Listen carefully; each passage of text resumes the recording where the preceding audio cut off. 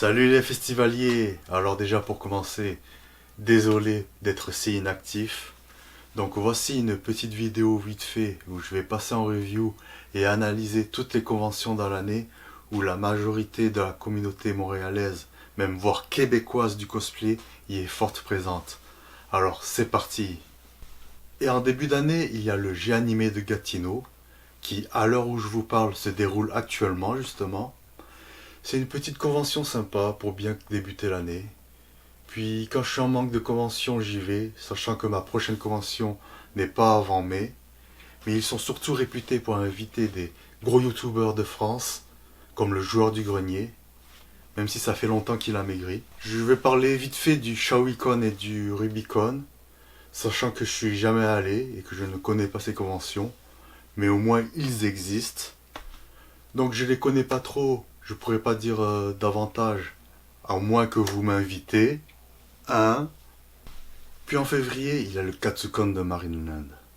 Ah, le Katsucon. Des places parfaites pour des shootings, où tous les cosplayers plus ou moins connus y sont présents, de Jessica Nigri à Léon Chiro, en passant par Momoken. Et tous ceux que tu suis sur Instagram sont pratiquement tous là. Si tu commences à aller les chercher pour les prendre en photo, c'est comme jouer à Pokémon Go mais avec des cosplayers. Et cette convention, j'y suis jamais allé. Donc on passe directement en avril pour parler du Geek It. Le Geek It qui sont encore à leur première édition. Ça mélange le cosplay et le e-sport. Quoi dire d'autre? Il commence.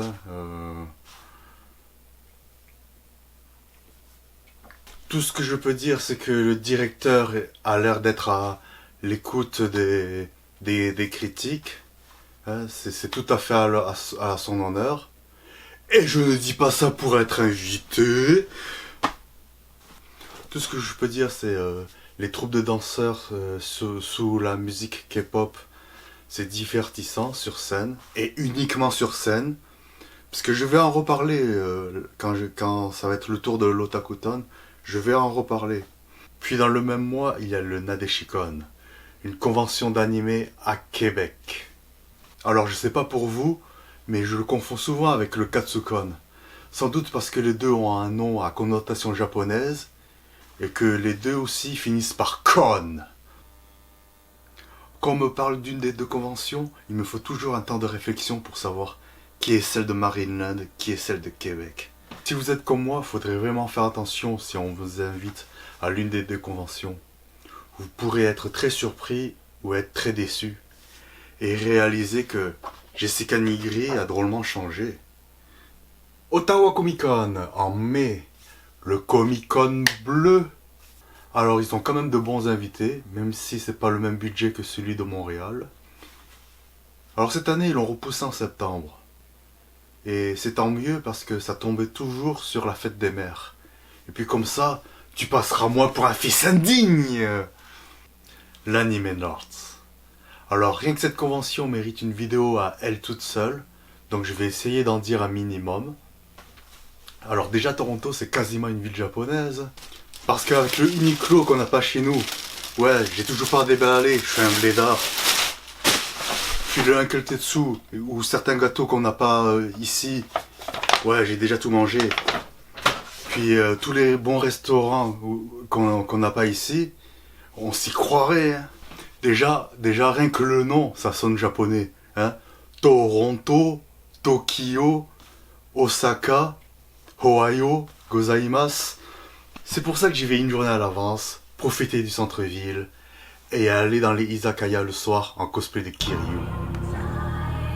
C'est vrai que ça fait un petit peu weebs, mais laissez-moi kiffer en paix, bordel.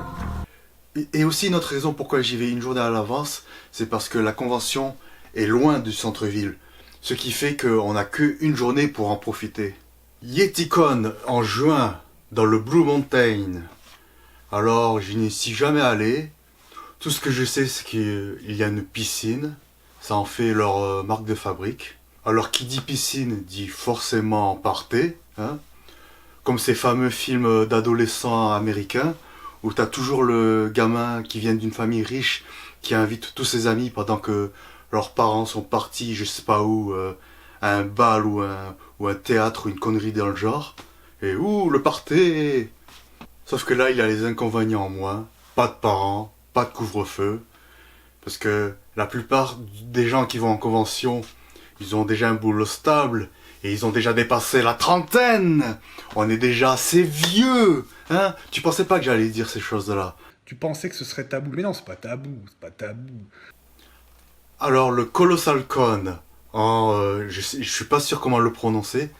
Sandusky, Sandusky, en tout cas, Sandusky, Sandusky en Ohio gozaimasu. Alors, ce que je sais, c'est que eux aussi, ils ont une piscine. Hein, on sent la période d'été. Vu le nom, j'imagine qu'ils ont une piscine colossale. Est-ce que c'est vraiment la taille qui compte? Et enfin, une de mes conventions locales, le Comic-Con de Montréal, le Comic-Con rouge. C'est dans ce Comic-Con parmi les trois où ils mettent le budget. Enfin, maintenant il y en a 4 et bientôt 5. Mais on y reviendra plus tard. C'est là aussi où je réserve mes projets de super-héros dans ce Comic-Con. Quand je fais pas Kiryu 2 années de suite. Dans le même mois, il y a le G animé d'été, toujours à Gatineau. Alors, mention spéciale à celui de 2015 qui est ici.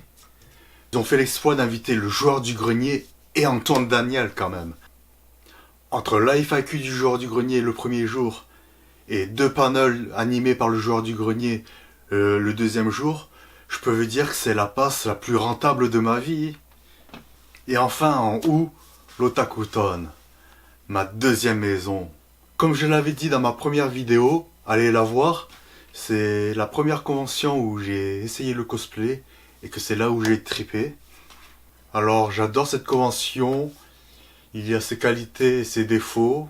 Alors autant au Comic Con je réserve mes projets de super-héros, autant à l'Otakuton c'est là où je réserve mes plus gros projets. Si ce n'est pas l'anime Nord. Alors j'avais évoqué les troupes de danseurs K-pop lors du Geek It, mais il se trouve que pendant l'Otakuton, ils occupent beaucoup trop de place. Alors est-ce que les organisateurs vont procéder à une espèce de règlement, comme arrêter de danser? Si tu fais le moindre pas de danse, ben ils te confisquent le badge. Parce que ouais, les danseurs K-pop, arrêtez de divertir le monde et laissez-nous entre cosplayers en train de faire le piqué pendant toute la journée et faire la gueule. Et en fin août, début septembre, il y a le Fan Expo à Toronto. Alors la première fois, en me basant sur le nom, je me suis dit peut-être que c'est pas tellement un Comic-Con, ni vraiment une convention d'animé, et que peut-être que ça mélange les deux, même voir toute la pop culture. Mais en fait, ça ressemble plus à un Comic-Con, mais en plus grand. Et pour cette méga grosse convention, mes cosplays, bah, j'en ai jamais fait d'exclusif pour eux d'ailleurs. En fait, je recycle mes cosplays de l'année. Je sors au moins mes meilleurs du Comic Con et de l'Otak pour les sortir au Fan Expo en fait. Et contrairement à l'anime Nord, le Fan Expo se trouve en plein centre-ville. Ça fait que je peux profiter de la convention et aller faire du tourisme le soir. Pour encore plus triper dans cette ville pseudo-japonaise, contrairement aux autres youtubeurs qui vont au véritable Japon, eux. Car, dépendamment du youtubeur, on a le Japon qu'on mérite.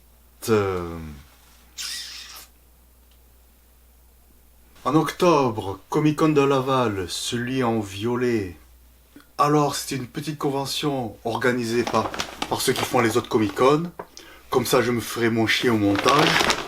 Ce qui est sympa, c'est qu'il y a une navette qui nous dirige directement à la convention depuis la station de métro. Alors, vous allez peut-être me dire que je fais une fixation sur les couleurs des Comic-Con, mais quand on y regarde bien, rouge, bleu, orange et violet, c'est aussi les couleurs des Tortues Ninja.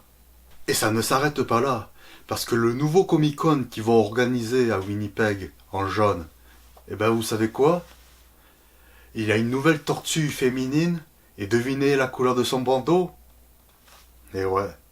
Et toujours dans le même mois, un autre Comic-Con, mais cette fois-ci à Québec, le orange. Michelangelo. Oh, alors ce Comic-Con, ça avait été celui le plus cheap, avant que celui de Laval arrive. Mais parfois, quand même, ils arrivent à avoir de bons invités, quand ils annulent pas. Marie-Claude Bourbonnais a été invitée plusieurs années d'affilée. Et ça a commencé à agacer les gens de la voir chaque année. Alors que pourtant, elle est très prisée en Amérique du Nord et en Europe. Mais nous, on s'en fout, hein. Si l'invité n'a pas fait au moins 2000 km, ça nous intéresse pas. Même chose pour Guise et Laurent du Le Jeu c'est sérieux. Je me souviens où j'animais, leur line-up était quasiment vide, contrairement à celle de Bob Lennon. Alors que je suis sûr en France, les gens se bousculeraient pour aller les voir. Parce que ouais, les invités locaux, ça nous intéresse pas. Si on a payé notre passe, c'est pour financer des invités qui viennent de loin. Et pour finir, le mini Comic-Con de Montréal en décembre. Convention de 2 jours et gratuit en plus. Et ça ressemble vraiment à une vraie convention. À un tel point que je prépare des nouveaux cosplays pour cet événement, alors que j'en ai jamais fait pour le Fan Expo. Fuck la logique, comme dirait un certain testeur. Et c'est là aussi où les cosplayers mettent leur cosplay au goût du jour, en version Noël, avec un petit chapeau. Et au final, c'est une bonne convention pour terminer l'année et revoir tous ses amis avant la fin de l'année. Alors, j'espère vous avoir éclairé sur certaines conventions. Dites-moi en commentaire les conventions qui vous intéressent. Sur ce, je vous dis à la prochaine et à bientôt pour une nouvelle convention. Salut!